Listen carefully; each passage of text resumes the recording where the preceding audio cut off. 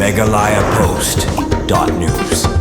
kum ka jingkit kli banweng no ye ki jing e ki paj ba ha ka jila ka bakta jor na ka jingkhang manti du yong u menteri rang ba ka jila Conrad K Sangma menta ka sngi ula le sendan ban kandu yu menteri ka sarkar padang ba pej ye ka tanat coal and mines u ji Kishan Reddy hanong ba Delhi na ka banta ban pensngau ye ki jing e ki paj ba ki bala shakta na ka jingkhang ti du yong ha ka jila Meghalaya ha ka ni ka jing ye kandu ya te menteri ka sarkar padang u Conrad K Sangma ula pen pa ba ka sarkar jila ka kwa ba ka sarkar padang kan penteri kam kat kum ka kendon ba arpun riu jong ka Mines and Minerals Development and Regulation Act kat kendai spa san punyo ban menjur ka jing menjur baladep ban menjur teng previous approval bat kumjuru ban ai ka jing menjur nak banta ban pentrikam ye ka mining plan jong do yong ha ka jela nakaliang menteri rang ba ka jela Conrad K Sangma ulapan pau bah ka ni ka sian jam balada ka sarkar pedengkan pedang kumbala pen pau da ka sarkar jela kan ailat island ti ki hajar ki rulum badani ki par ki barit bakinyo ya kata ka jingerap balatip kum ka mining concession bat banyo jing bet kat kum ka jingron kam hapo kajala hagani ka jinglet kendu yau tei menteri ka sarkar pedeng lasan ran langru yau menteri rang ba kajala da ka kong Santa Mary Shila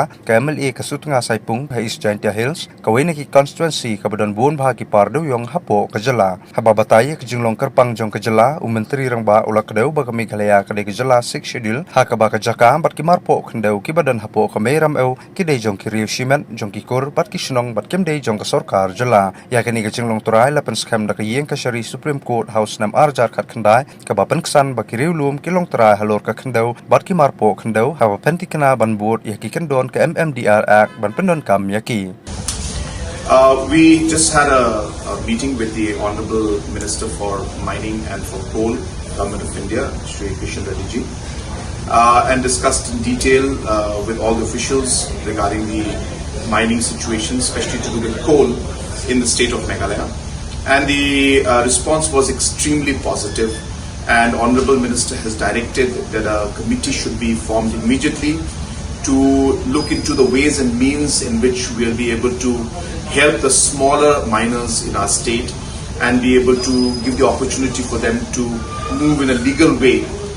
which is a challenge as of now. And therefore, a very, very positive, constructive meeting was held. Very soon we'll be forming this committee and we'll look into the ways and means,